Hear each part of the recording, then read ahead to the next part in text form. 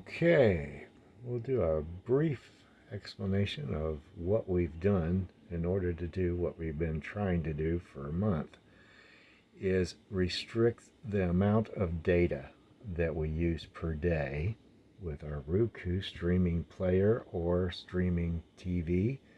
So if you got a smart TV with Roku built in, there doesn't seem to be any way to restrict the amount of data you use. In this new 5G era where we have super fast speeds download, which means the Roku TV's job is to take that data and give you the best picture quality ever. And it does a wonderful job of that. And if you're at home, tied into your home network that pretty much is unlimited bandwidth, that is fantastic. You get a good, clean picture. But if you're on the road in your camper like I'm at right now, and some of these items that you're going to need, you might already own. And if you do, wow, just grab them from home before you head out on your trip, make the adjustments, and you're off and running. So basically what we've got a T-Mobile hotspot right there with 100 gigs every month. So that works out to about 3.5 gigs per day. So that's my limit, what I can use. If I use over that limit, I'm going to run out by the end of the month, right? Okay, so this hotspot Wi-Fi picks up the cell phone signal, turns it into Wi-Fi, and we come up here to this lovely little extender. This is a Wi-Fi extender. It's actually a router slash Wi-Fi extender. So we've got this hooked up under the extender part of it. This is a Almond 2015. It's something I had in the closet for RV parks that had a weak signal, and I can hook this up closer to the signal and it boosts the signal and sends it out further. So that's been handy in the past. But I haven't thought about it in probably 2 or 3 years. I haven't needed it. I haven't been really staying in RV parks. But what this does is it has ports on it. So we've got 2 output ports for the Ethernet cable. We've got 1 input for a modem. We're not going to use that. What we're doing is we're signing into our hotspot Wi-Fi, rebroadcasting, and it rebroadcasts through this cable. So we take that cable, we bring it down, we treat that cable as a modem, or this extender as a modem. So we plug it right into the modem port for your router, and that router rebroadcasts the signal. So how's that help you save data on your Roku TV? Well, if you come this way, we'll come over here to this interface. Alrighty. So right here's our interface. We hit our mouse, didn't we? Alright, let's run a speed test. Let's go cancel. Run speed test.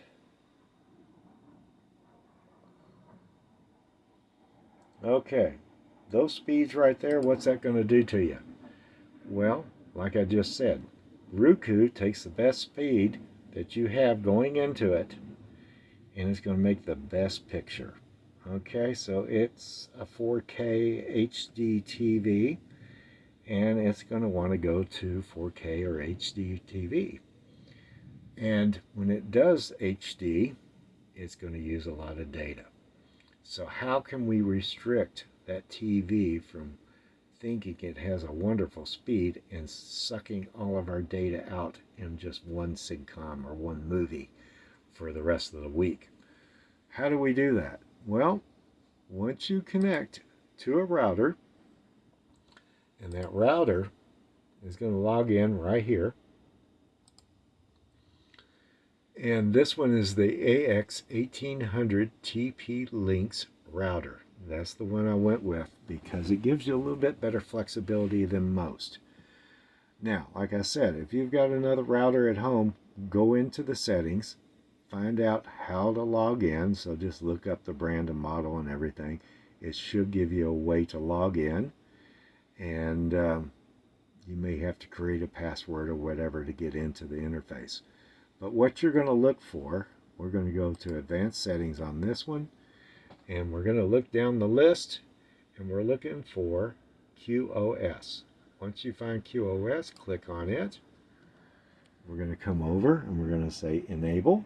If you find it, we're going to enable those settings, and you're going to see upload bandwidth and download bandwidth. So we just ran a speed test and we've got a good speed coming out of this router. So we're going to punch in 1. So that's 1 megabyte of service that's going to be through the Wi-Fi and through the cable. Everything coming out of this router is going to be 1 megabyte speeds. We're going to say save. We'll go back and run a speed test, and we're going to go retry. And looky there, we've been restricted. So what you do is you connect your TV to that Wi-Fi signal coming out of that router. And once you've done that, you've restricted the speed. So the TV says, oh, that's a super weak signal. I'm going to make the best out of that. So it's not going to go to HD. It's not going to go to 4K. It's going to keep it way down there at the very bottom of standard definition TV. It may be down at 480. So if we're down at 480, your gigabyte use is going to be very low. So you're not going to use a whole lot of data off your data plan. So I've only got 3.5. Last night, I watched a full movie. I watched 3 different Dexter shows, and let me see, 4 different sitcom shows, and that was a lot of TV usage. So after dinner, I normally fire up the big screen and watch it. So I fire up the big screen, that usually sucks a lot of data, but now I can fire it up and I'm working just fine. Now, we do have some problems. 1 gig is really slow. There's only certain channels that will work on that. Well, they actually all work on that, but some of them take a little better extra oomph. So, what I recommend, once you have this interface up and logged in, make a bookmark of it. Try to keep that tab open at all times. And whenever you need to adjust it, you just come down here and put in a 3. So if you're going to, say, Hulu or Roku channel lineup or Showtime, those require a little bit of extra oomph to actually buffer in and get started. Once you find your channel and it's up and running, you find your movie, whatever, you click on it, you get it up and running, just open your interface, your browser, and kick it down to 1. And then save. And then you're back at 1. And it's going to slow down a little bit. It might get a little funky on the picture quality, and then it's going to buffer right in, and eventually after a minute or so it's going to clean up that picture. If it's not good enough for you, go up to 2. But the lower that number, the less data you're going to use. It just depends on your data plan and how much you have to use. So basically that's it. The only other warning I give you, there are other routers out there that do adjust in the QoS settings. But the reason I like the TP-Links is because they give you more flexibility. They give you actual numbers. You can set it to 1, 2, 3, 4, or 5.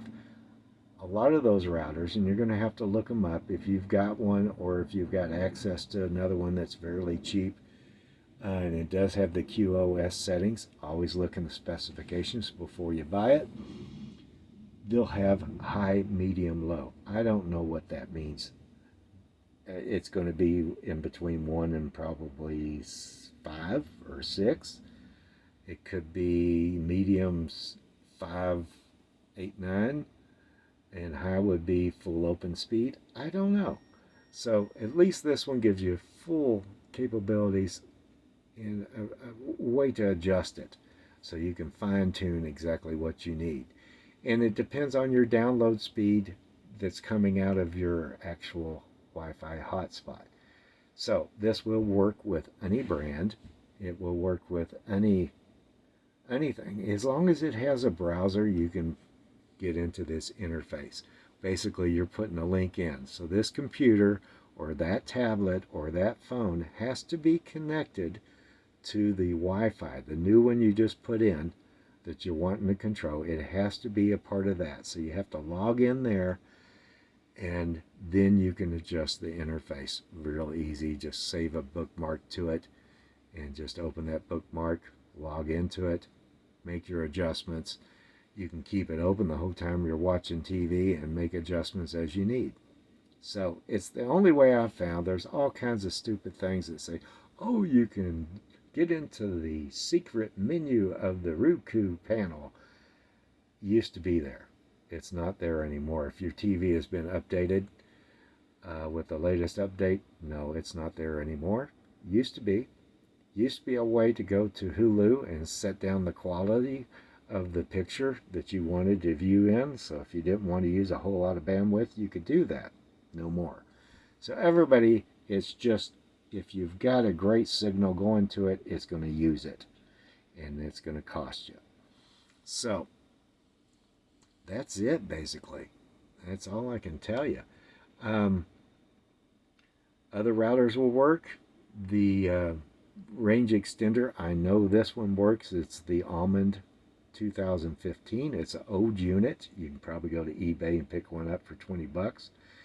The one I have right now on the router is the TP-Link's AX 1800 Wi-Fi 6 router. That's the one I'm using. There are other models that are cheaper. And the only reason I got this particular model is because it was at Walmart and I had to have something now because I was tired of watching all my shows and everything on a tablet. When you're using your tablet naturally, it doesn't use as much. The bigger the picture size, the more data you're going to use. So this is a way to restrict your data use on your laptop, on your big screen TV. Your tablet really doesn't need restriction that much, but you know, it won't hurt that either. So you still have to play around with settings and stuff, but it's pretty easy, okay?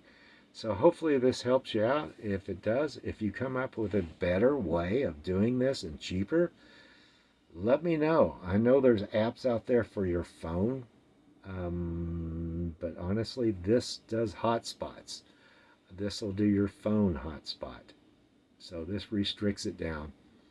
And if you do come up with a great idea, if you can find an extender with a QoS settings that will work like this router does, or if there's a router out there, leave it in your comments so other people can, learn about this.